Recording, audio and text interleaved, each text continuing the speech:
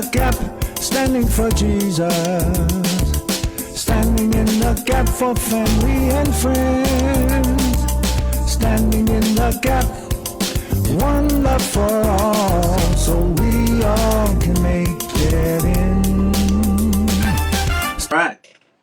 So all that out the way, we want to bring you to the segment that we've instituted to keep you updated on what's happening in the world today, and so you can use it in reference to your to your religious beliefs, and at least understand a lot of evil that's going on in the world and things. And there seems to be a lot. Going on. We've asked Marvel to bring us up to date on the Gap News. Marvel. I'm back. So last week we talked about who is this Mike Johnson, the new Speaker of the House. And now he's been on the job about a week. And I found a really good interview to just take a look at. He's in place as the Speaker. What is going on with the Republican Party? And here we go.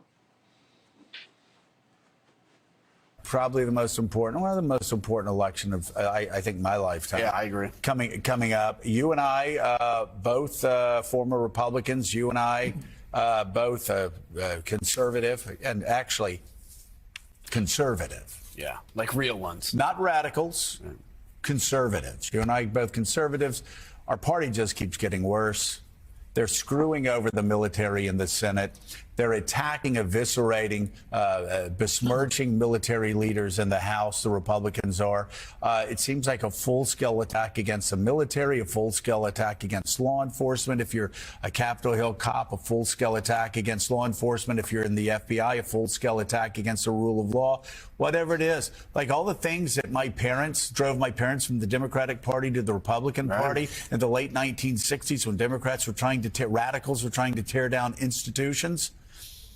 We've just done a complete U-turn, and now it's Republicans that are trying to tear down institutions. And as I always say, I do the Burke quote, the founder of conservatism, who said, institutions that are built up in 1,000 years can be torn down in a day. Yeah. And that's what Donald Trump wants to do. And it's what it's what Steve Bannon said from the beginning. I'm a Leninist. I want to destroy the government.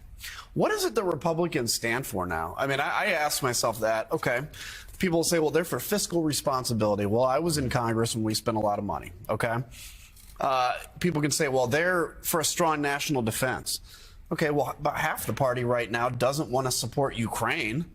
About a quarter of the party, most of the party right now is saying, hey, let's support Israel in this, but we have to do it at the cost of the IRS. Why? Right. Because I can go on a certain news channel and go after the IRS, which everybody hates. And so that's actually good for fundraising. Really, it all boils down to it's great for fundraising and great for outrage.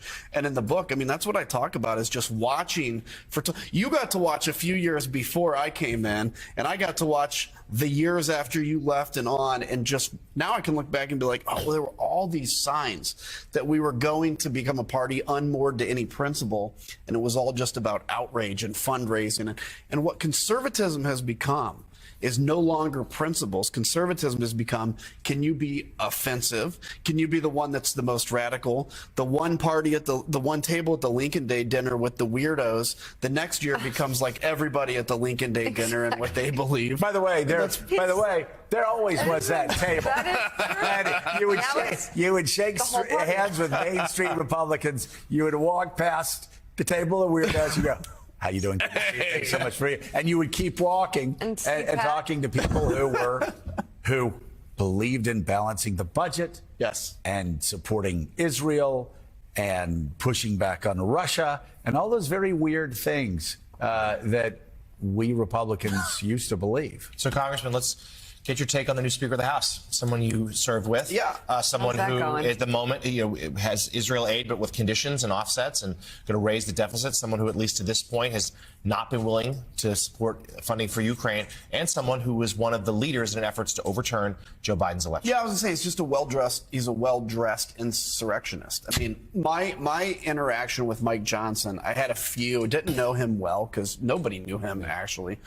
But he came to me with like his little clipboard one time and was asking me if I would sign on to this amicus brief to a Texas lawsuit throwing out other states' election results, right? This is the thing in December. And I remember I was just looked at him, I'm like, Mike, I mean, you know who I am. You know what I've been saying, right? Like, there's no way I'm going to sign on to this. And he kind of like scurries away with it.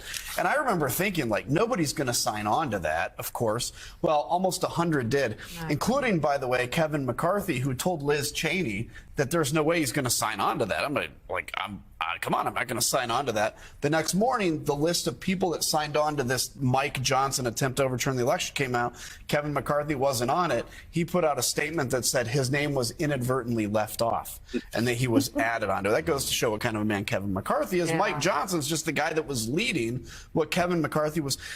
Can I say the split screen, though, of Jenna Ellis tearfully admitting of lying to the American people in court and apologizing, and at the same time, the base entry to be considered as a speaker candidate for the GOP was you had to be still lying about the election. Can I say that split screen and how much that shows that the GOP doesn't mind lying to its voters Can we anymore? also remind everybody about his very progressive stances on LGBTQ as far as everything that basically he wrote an op-ed piece in 2005 basically saying that if you're gay, it's against the law, it's going to lead to pedophilia, it's going to lead to you marrying your pets. This is the most powerful Republican, and this is who they elected. So, Congressman, let's get the view from the inside. You watched this all happen. Around the 2020 election, you and Liz Cheney were pretty lonely in that Republican caucus. Let's look ahead now to next year's election. You've got a guy who led the legal effort to overturn the election, who's now the Speaker of the House.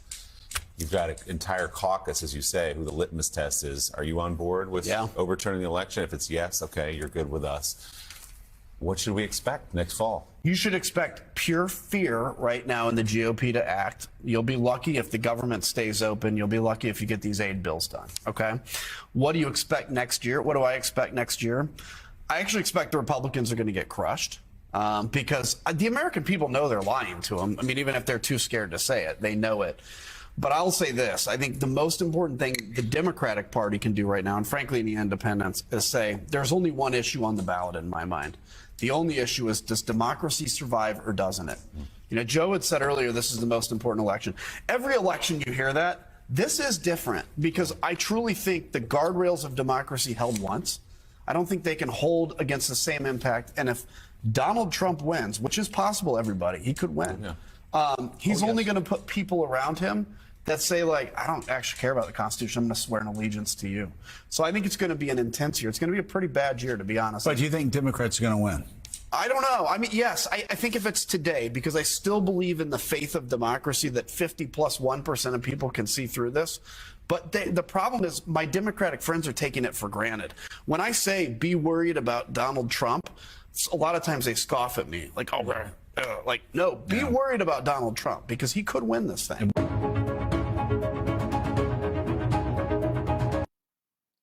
Wow. I like him. Adam Kinzinger. That's his name, right? I always want to say Kissinger.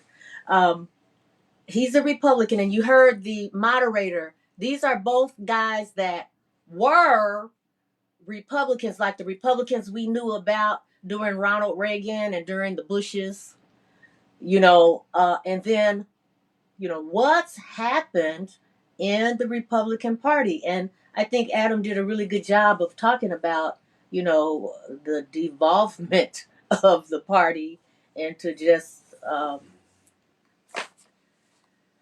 people who are lying, people who are, they say they want to be fiscally responsible, and then they throw out something like, yeah, we support Israel, but let's cut the IRS, which then cuts our revenues and also gives all the rich people a chance to get away with cheating.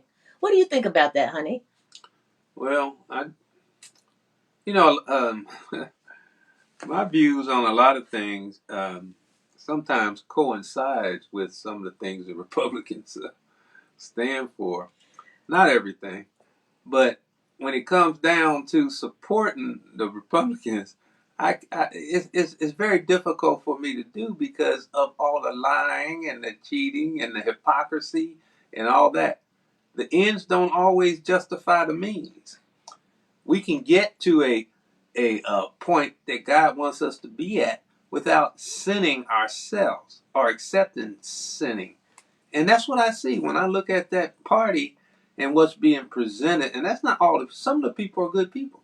A lot of them are just scared. Well, and so but if then you're just going to sign on to hypocrisy and cheating and lying and destruction and all that kind of stuff, I can't go with you. I can't go with you. So I mean, in the end, I agree with Kinzinger. I agree with Joe too. A lot of things that they said, and I think I agree with them that this election is one of the most important that we've ever had. And like you said, people say it all the time, but this one could change whether we're a democracy or not. well, I think that democracy is definitely on the line, and all that stuff we just went through with the Constitution and the Bible, all of it's on the line. All of it's on the line because if it doesn't go where we're going to maintain democracy, like he said, keep the guardrails on. If we don't do that, we'll have another Viktor Orban and somebody trying to be Putin. Absolutely. So it's very important. That was good gap news. Thank you. Very good. Sister Michelle had something to say. She said, "Wow, that's right." That's right. Okay. It's wow. I mean, my goodness gracious. So there's your gap news. Thank you.